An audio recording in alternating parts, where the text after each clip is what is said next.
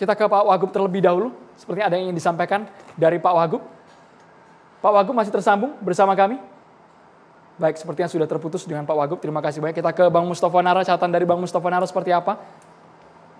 Ya, jadi begini. Zaitun ini terlanjur banyak terjamah oleh tangan-tangan misterius. Jadi kalau sekarang baru kita bahas sekarang, sebenarnya mohon maaf terlambat. Tahun 2002 itu Pak Kapolri, Pak Dai Bakhtiar, itu sudah melabeli Zaitun ini sebagai kelompok sesat dan teroris, ekstremisme. Cuman saat itu Pak Panji Gumilang membantah, enggak, kami bukan kelompok itu. Karena saat itu media sosial belum sekarang-sekarang, maka bantahan-bantahan saat itu, ataupun bukti-bukti seperti yang dituduhkan Pak Dai Bakhtiar itu, belum ada bukti video maupun audiovisual. Beda dengan sekarang, sudah 20 tahun kemudian, tahun 2023, bukti-bukti Pak Panji nggak bisa dibantahkan seperti Anda bilang tadi kan. Sehingga mau bantah kayak apa nggak bisa kalau sekarang. Kalau dulu tahun 2002 ketika Pak Mabes Polri menuduh menuduh Zaitun sebagai kelompok sesat, ya bisa saja mereka membantah dan masyarakat nggak memantau berita saat itu. Nah, ini sudah 20 tahun, sama sekali Mabes Polri atau pihak-pihak yang berwenang itu sama sekali enggak bisa mengupdate apa hasil pekerjaan mereka. Termasuk mohon maaf nih, Kementerian Agama itu, hampir saya baca di Google itu hampir 4-5 menteri agama, ke sana itu disambut dengan lagu kebangsaan kita Indonesia Raya, kadang lagu Bagimu Negeri, lagu Indonesia apa gitu, Bangun Pemuda Pemudi, setiap menteri agama ke sana, cipika-cipiki kemudian mengatakan pulangnya, wah itu lembaga pendidikan terbaik se-Indonesia, enggak ada sesat, enggak ada. Padahal Mabes Polri sudah mulai beli mereka sesat sejak tahun 2002, udah lama. Pertanyaannya adalah, kenapa bukan lebay, kalau lebay kan berlebihan, kenapa jadi loading lambat? Sampai 20 tahun kita nggak bisa update apa hasil pekerjaan pemerintah dalam menangani Al-Zaitun. Memang saya sudah curiga dari awal nih. Ini tadi Pak Simbah mengatakan didirikan pada tahun 98. Kalau di website resminya itu 93. Ketika diresmikan Habibie, saya sudah curiga sebenarnya. Ini pondok pesantren dibikin di tengah-tengah hutan. Anda kalau punya IT, coba cepet dari satelit itu bisa. Kemudian mau di view dari mana aja bisa.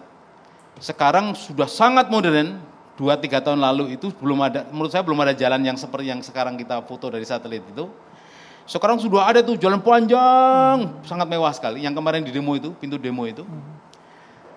Misteri sebenarnya, mereka mengaku tidak kekurangan duit. Saya semalam membaca atau mendengarkan video pidato Pak Panji di depan para wisudawan itu loh, yang ada Pak Dahlinskan itu. Setahun kita mengelola uang 500 lebih miliar. Itu yang gede, Tapi aset yang dimiliki Zaitun itu lebih besar lagi tuh. Dari mana uangnya itu kan waktu itu? Dibangun di tengah hutan. Kenapa di tengah hutan? Maka pendemo-pendemo itu bakal gagal, nggak bakal awet, betah mendemo Zaitun. Itu ada mobil 2000 yang menghadang mereka. Ada orang-orang yang menghadang mereka. Saya tanya di medsos saya, di IG saya. Coba tebak, ribuan orang yang di dalam di dalam bangunan ini siapa mereka? Ini saya pertanyakan di IG saya, Instagram saya. Jawabannya macam-macam. Nah, sayangnya ini rahasia publik. Yang disebut Pak Kumis tadi kan itu rahasia umum sebenarnya. Wong Pak Hendro Priyono itu pada tahun 2002 itu nantang kok. Siapapun yang melawan Zaitun akan saya hajar. Itu Pak Hendro, itu ada kan Anda buka di Google pun ada, itu rahasia umum. Artinya semua orang tahu bahwa ancaman itu disampaikan oleh beliau itu. Ketika Pak Wiranto, siapa namanya?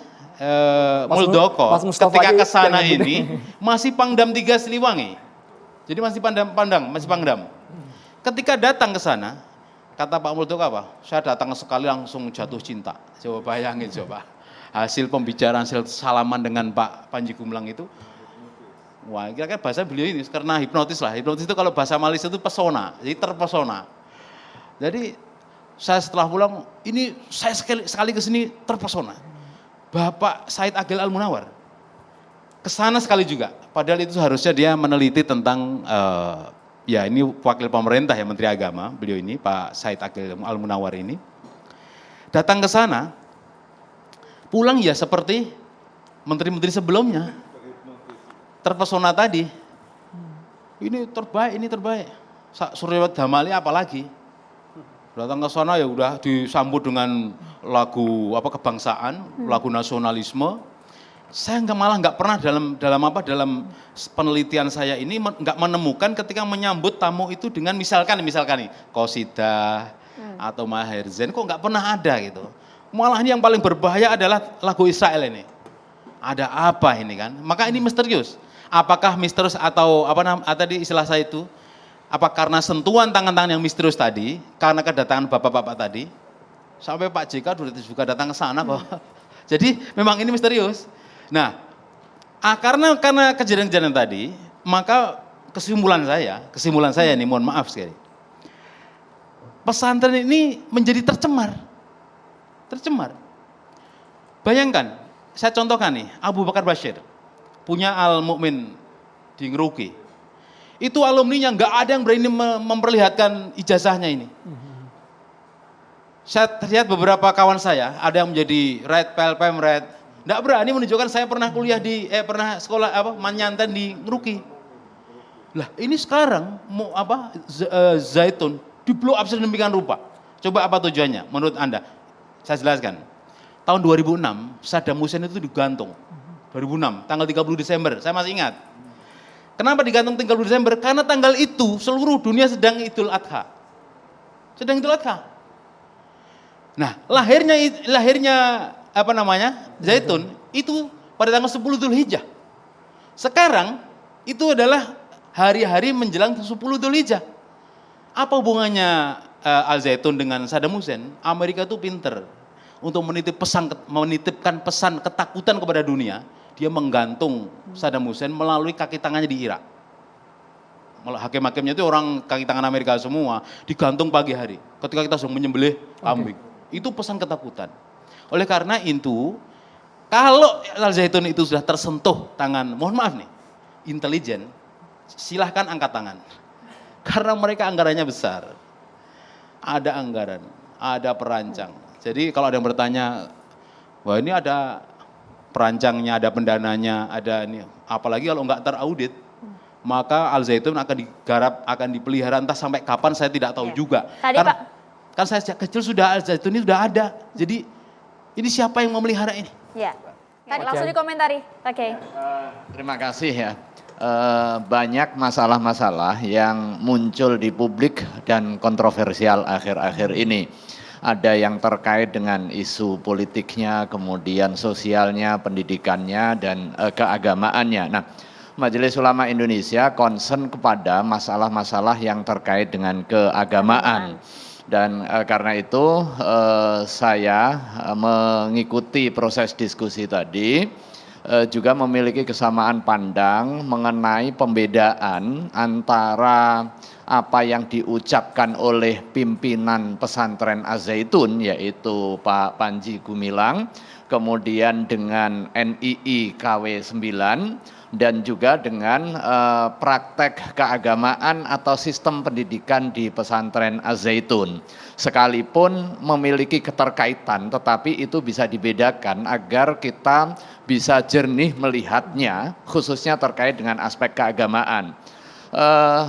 Majelis Ulama Indonesia pada hakikatnya sudah cukup lama melakukan pengkajian dan pendalaman.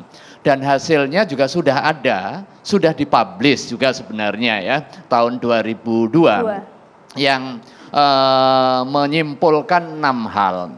Yang pertama terkait dengan apa yang juga sudah disampaikan oleh Mas Ken tadi.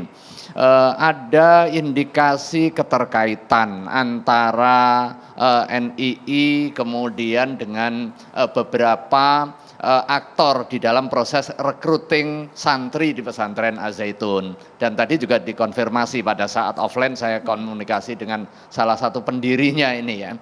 Kemudian ada kemenyimpangan ajaran agama yang diyakini dan dipraktekkan di NII KW 9. Kemudian ada keterkaitan antara NII dengan Az-Zaitun pada 3 aspek. aspek leadership, kemudian aspek historis dan juga aspek finansialnya.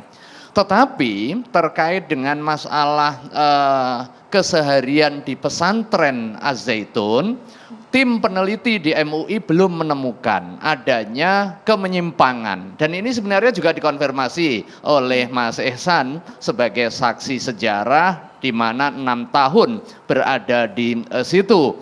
Dan akhir-akhir ini viral terkait dengan statement dan juga praktek keagamaan yang juga mencengangkan si Mas Ihsan. Kita fokus di sana, Nah, Pak Gai. sekarang kita fokus di situ, kita sudah inventarisir nih masalah-masalah yang terkait dengan masalah keagamaan dan beririsan dengan hiruk pikuk di tengah publiknya. Majelis Ulama Indonesia secara khusus membentuk tim gabungan. Ini bukan hanya tim di Komisi Pengkajian, tetapi tim gabungan Komisi Pengkajian dan juga Komisi Fatwa Majelis Ulama Indonesia.